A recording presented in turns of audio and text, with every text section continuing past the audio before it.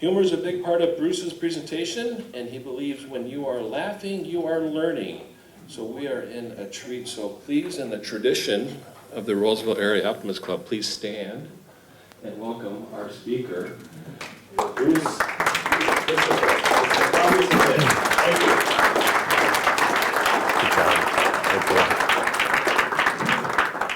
you. Thank you, everyone. I am very honored to be here in front of you. A lot of talented people, a lot of people who have a lot of charity in their heart, I could tell from sitting at my table. Well, it's true, I am a psychologist, but I don't like the term psychologist because it wrecks your social life. If you know a psychologist, I'm going to tell you a secret. We're all lonely. Psychologists don't have friends, because when I'm at a social event, nobody did it at my table, but usually I'm at a social event and people say, what do you do for a living? And I say, I'm a psychologist.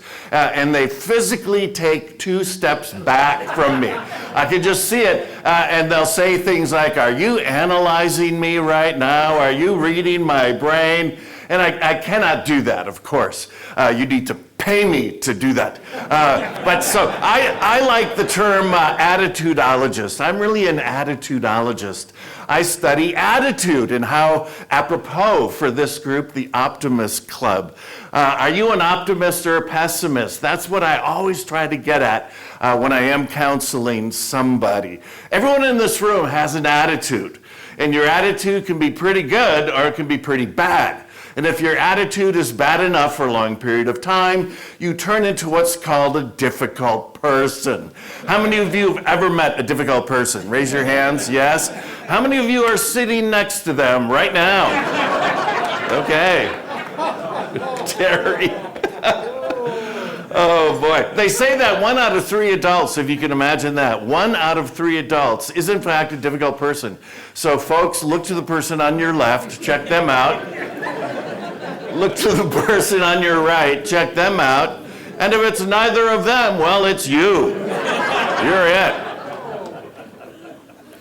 So I'm going to talk to you, the title of this topic is from a seminar that I do called Are We Having Fun Yet? And I have a CD on it. This is a 3-hour seminar, and I promise you the next 3 hours here today will go by very, very quickly. No, I'm just going to give you a couple of points from the seminar, but I brought the full meal deal for you. And then I brought you my book, which is on dealing with difficult people, called Bambi versus Godzilla, which is kind of a sequel to what I'm going to talk to you about this afternoon. I want to talk to you about secrets only optimists know. And there are several, but I think I only have time to share with you a couple. And if you have a pen or a pencil, I encourage you to find a piece of paper and write this down. Secrets only optimists know. Here's the first one. Optimists are people who leap through their fears. Write that down. They leap through their fears. Now, this is kind of counterintuitive to me because when I think of an optimistic person, I don't think of a fearful person. And I really appreciated what Dave shared this morning as well. It doesn't make sense to me. When I think of an optimist, I think of someone who's leading the charge, right? Let's go get 'em, woo! But the opposite is true. Optimists are people who are scared, but they do it anyway. Here's the title of a book I encourage you to get. I wish I would have written it. I love the title. It's by Dr. Susan Jeffers, and the title is Feel the Fear and Do It Anyway. It's a bestseller. You can just Google it, Amazon, it'll come right up for you. Feel the fear and do it anyway. Optimists are people who are brave because they're afraid, right? Doesn't that make sense? You have to be scared to have courage. I have some friends, believe it or not, and because I'm highly neurotic. And I love telling this story as I travel around the country speaking. It's a story about one of my favorite places on planet Earth, and that place is Lake Vermilion. And what we do, it's about 20 of us, half singles, half couples. We go up to Lake Vermilion, we go through Cook, and we put into Timbuktu. Does anyone know what I'm talking about? Yeah. And then we stay at a place called Grandview Resort, which is just more of a camping place, really. And what we do is we have 10 days of vacation, Minnesota style, water skiing, boating, fishing, campfires, that kind of thing. So a few years ago, and we've done this for 15 years, a few years ago, I'm relaxing in my cabin on a beautiful July afternoon, and 10 men from this group burst into my cabin and they say, Bruce, we've got a great idea. This is what we're gonna do. And I'm suspicious of these men, and I'm like, what is it? And they said, we're gonna get into the boat. We're gonna go across the lake to where these cliffs are, and we're gonna go cliff jumping. And they were all excited about it. Woo, cliff jumping, let's go. And I was like, let's not do that. Because, I don't know if you have this, but I have this. I have a tremendous fear of heights. I mean, I have a phobic fear of heights. Does anyone else have this too? I mean, Valley Fair is done for me. Those days have sailed. So I didn't want to do it, but there was another pressure upon me called peer pressure. And they were like, you're not going to be a coward, are ya? Well, them's fighting words, so let's go. So we get in the boat, we go across the lake to where these cliffs are, and it's near the channels, if you know what I'm talking about, the Narrows. If you're familiar with Lake Vermilion. Anyway, so we're sitting in the boat, and I'm looking at the height of the cliff, trying to measure the time and distance of my death. I don't know, how high is this ceiling above me? How high is that, 12? About 12-ish, yeah? Go up, well, you can, I'm 6'8", so you can kind of measure off me. And I'm gonna add another 8 feet to this ceiling. I'm gonna say the cliffs were 20 feet high. So not really high, 20 feet. And we weren't jumping into concrete, we're jumping into water. That's pretty soft. And we weren't foolish. We got out, we checked the depth. It was bottomless, no boulders, hidden logs. And the best part for me is that the face of this is what I wanted. The face of the cliff was very clean and sheen, no outcroppings, because I didn't want to do that thing, And we weren't going to do any specialty dives, no backflips, no swan dives. We're just going to run and throw ourselves into the water. So I thought to myself, my self-talk was, I can do this. All I have to do is show 1 second of courage, take 1 step, it's over. So what you had to do is you had to get out of the boat, swim to the cliff, climb the cliff, and then turn around and jump off the ledge where you had just climbed up the cliff. So my friends are out of the boat, they're all excited, they're swimming to the cliff. I'm stalling, I'm the last one in the boat because I'm frightened. And so finally I get into the water, I swim into the cliff, I'm climbing the cliff. And as I'm climbing the cliff, my friends are jumping over my head into the water, screaming with delight, Yahoo! Let's go! Splash, splash. They are all done. They are in the boat. I finally get to the top of the cliff. I come to the edge of the cliff and I look over the ledge. And unless you have this fear, you don't know what I'm talking about. But if you do, you do. I look over the ledge and suddenly it is no longer 20 feet to the surface of the water. It is 20,000 feet to the surface of the water. My heart's pounding in my chest. I'm getting short of breath. A strange sense of vertigo is hitting me, and then I see it. A darkness on the periphery of my vision coming in toward the center. I'm getting tunnel vision. I am beginning to faint. Now, this is not my intent. My intent is to show off. I do this a whole nother seminar on male-female differences and such. And one of the things in male culture is men like to show off to each other. So I wanted to show off to my buddies, watch this one. This is the best yet. But I'm at the edge of the cliff and I'm fainting. I'm like, I'm going down, I cannot move. I am paralyzed with fear. But what do you think I hear my friends in the boat below yell up at me? Jump, jump, Bruce, you coward, you chicken. Middle-aged men are actually going buck, buck, buck like this. And then there were some campers across the channel, people I don't even know. They're listening in, and they're yelling at, do it, Bruce, do it. Who are you people? Leave me alone. So I had to do it. So this is what I did. I took a deep centering breath, closed my eyes, and with my eyes closed, I ran and threw myself into space. Now, if you've ever taken a physics class, you may know that on our planet, an object will fall at the rate of 32 feet per second per second. That's 32 feet per second per second. So folks, do the math. From the height of 20 feet at the rate of 32 feet per second, how long did it take me to hit the water? It took 15 minutes, yes. Which was strange. I threw myself into space, right? You ever had this moment? Time slows down. And I'm doing the arm swing thing. Come on, I'm looking at my watch. This is taking a long time. Finally, I hit the water, splash. I come back up and I break the surface of the water. And in that instant, what do you think my emotional response was? Yeah, man, that was great. Let's do it again. It was transformative. I went from terror, sheer terror, to thrillment. Is that a word? Thrillment? It's a good word, isn't it? In a second. How could that be? Because I have something, and you have it too. And I'm going to draw a picture of it for you. I've got one, you've got one, and it looks like this. It's called a comfort, what?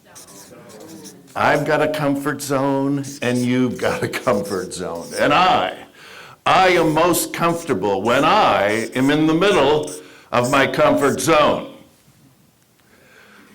Wearing a dress, apparently.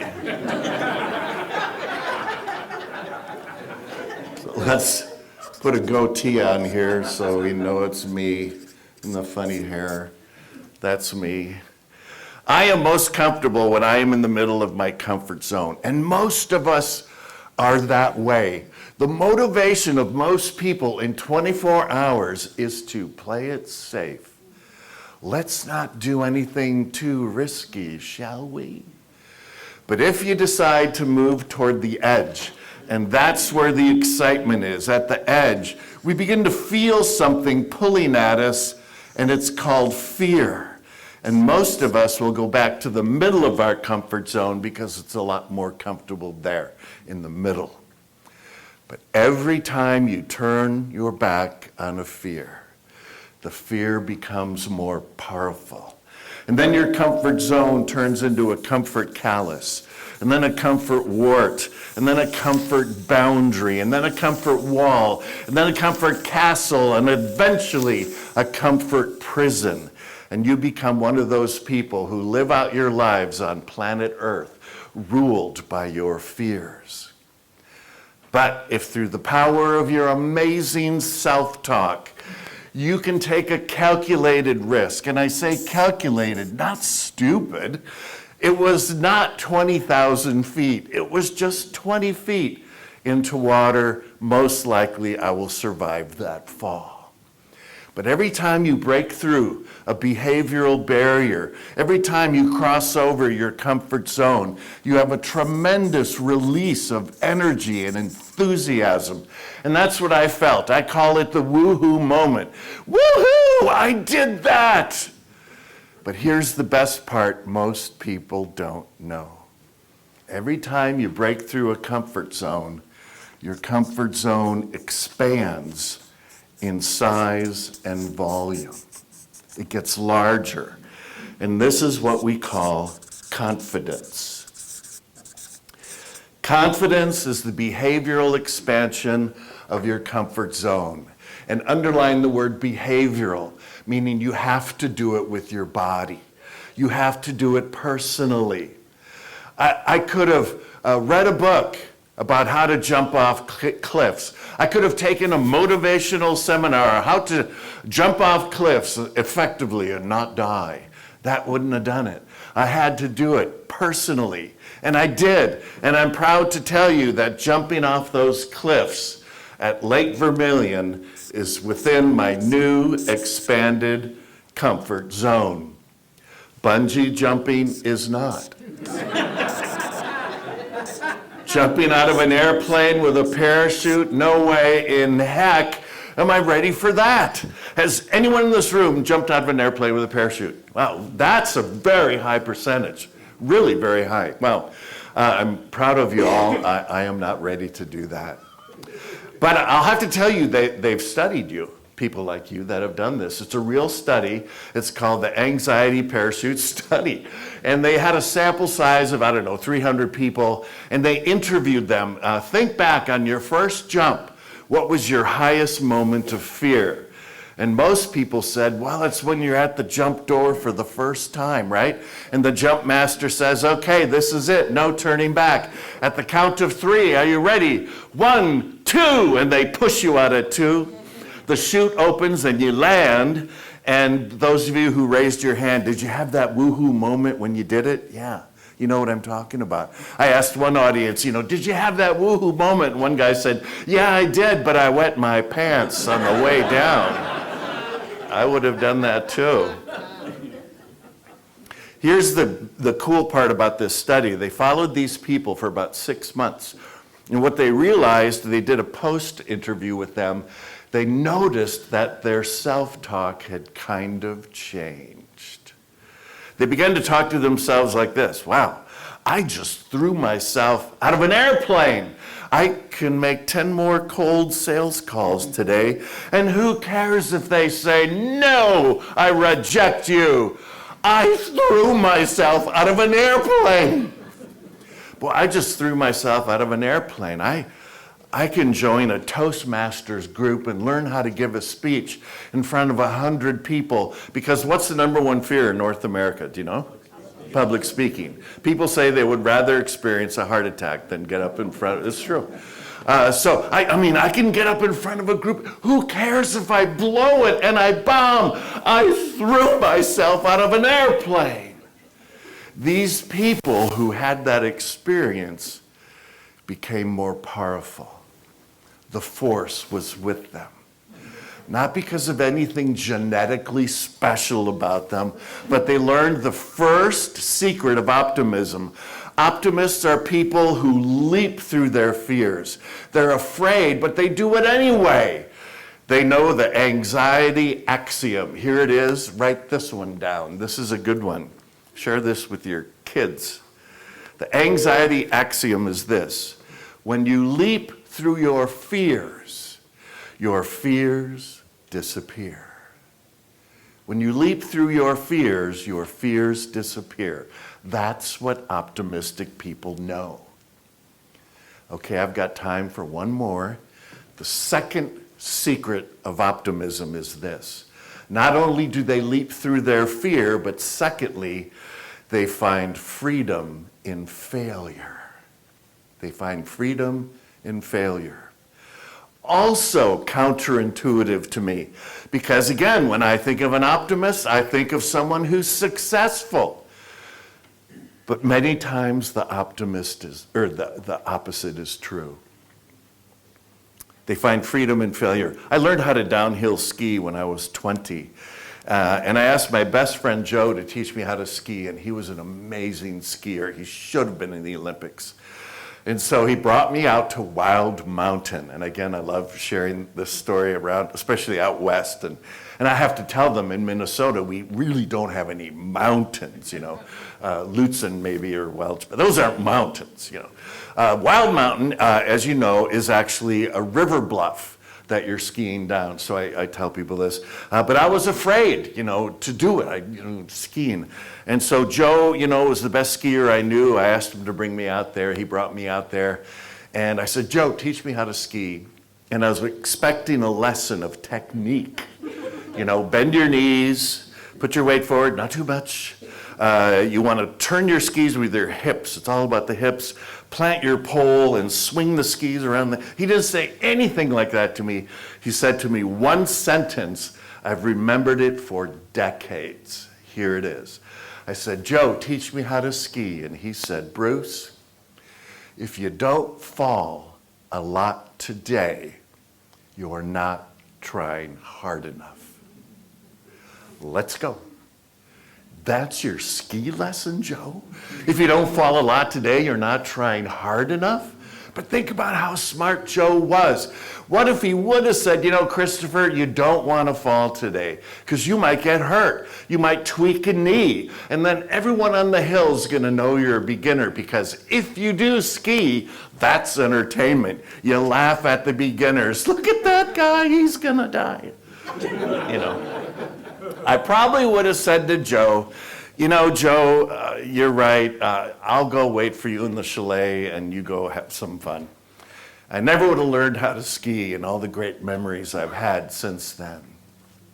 So I got on the chairlift, and I'm going up the chairlift. And have you ever had this experience the first day if you downhill ski? The first time you're on the chairlift, you're halfway up and you realize nobody taught you how to get off the chairlift. So this is me. I don't know how to exit this mechanical beast. My skis hit the snow at the top, boom, right down on my behind. I'm trying to get up, but I'm aware that there's another chair coming behind me that's going to hit me in the head. I got to get out of here. So I throw myself to the side, and in throwing myself to the side, I throw myself down the front slope of Wild Mountain. So I'm going down the hill. I can't stop because I don't know how. And people are screaming, look out, save yourselves. And then I see this line at the bottom of the hill. What is that? It's the chairlift line forming for people to go back up. Now they're pointing at me, he can't stop, look out, bam! I hit the chairlift line, knocking over 8 people. I'm laying there looking at the sky. They're cracking up, laughing at me. But do you want to know what went through my brain? I remember this photographically. I'm laying there, they're laughing. I actually said to myself, wow, I must be really trying hard. I really did. Joe was so smart. He understood at some level that my brain is a computer. And so he put an idea into my head, a program which said, don't worry about it. Don't worry about it. Would you fail? Would you make a lot of mistakes today? Please, I invite you. Make a lot of mistakes. Make a lot of mistakes. Make a lot of mistakes. Because in Hollywood, when you make a mistake, what do? You just take it again. And you want to know what they call these mistakes? They call them catastrophes. No, they call them bloopers. What just happened? Well, we blooped. Why are you laughing? We're going to do it again till we get it right. I'm telling you, folks, in my private practice,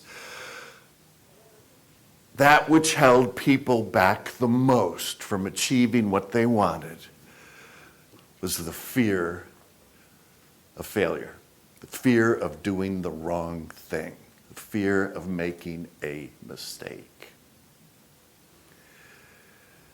I remember being at the Metrodome, and the announcer would say, ladies and gentlemen, the center fielder, Kirby Puckett. You know, Kirby Puckett, my hero.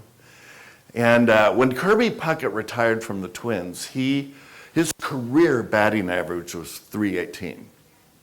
Now, if you bat .318 for your career, you're in the Hall of Fame. You're going to make $1 billion a year. But those of you who follow baseball, what does .318 really mean? Yeah. Kirby Puckett, my hero, had a 70% failure rate. And they paid him $1 billion a year for that kind of performance because it's a statistic. It's .318.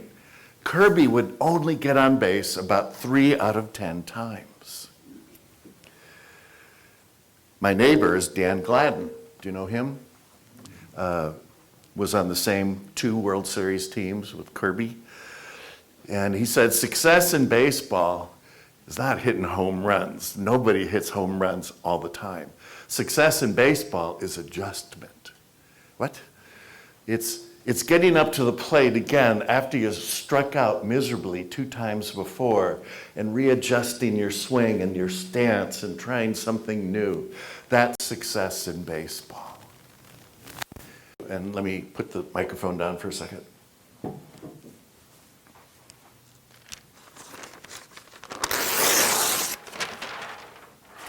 Here's my email.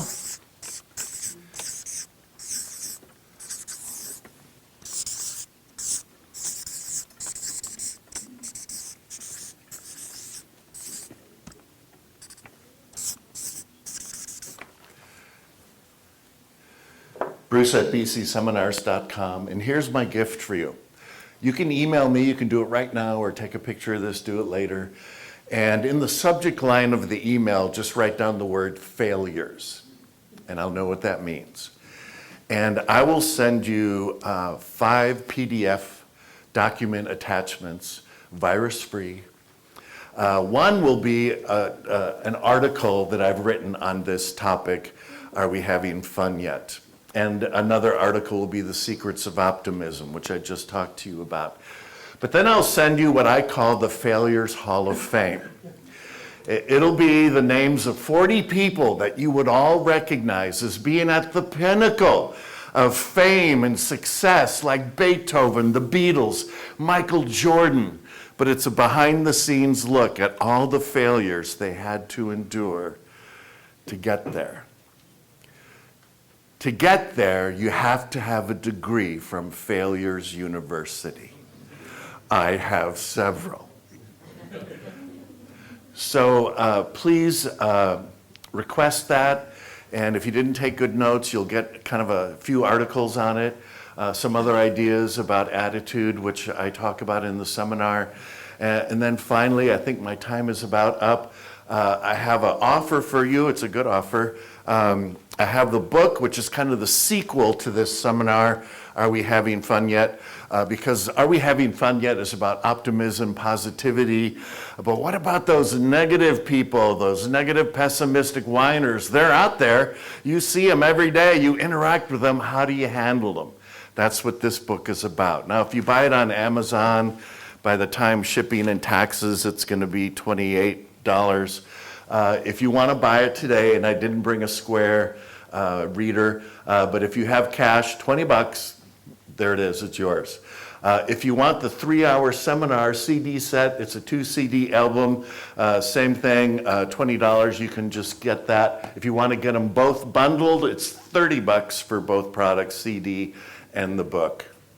Thank you very much. It's been an honor being here today. Thank you.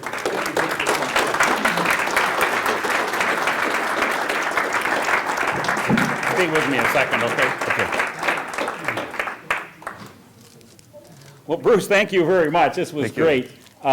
Fears, boy, one of my fears right here, I kind of never my microphone I didn't like, but getting there was a long time. But I think Bruce has given us some great tips on overcoming our fears. Just remember, don't do that in the wintertime because the ice is really hard up there, jumping onto that. Oh yeah. Don't do that. Yeah. But I do have for you a copy of our creed, and I think that our first line is, promise yourself to be so strong that nothing can disturb your peace of mind. And you're kind of working on that one really well. I am. Thank you so much. Congratulations, and thanks a lot. Thank you. Thanks.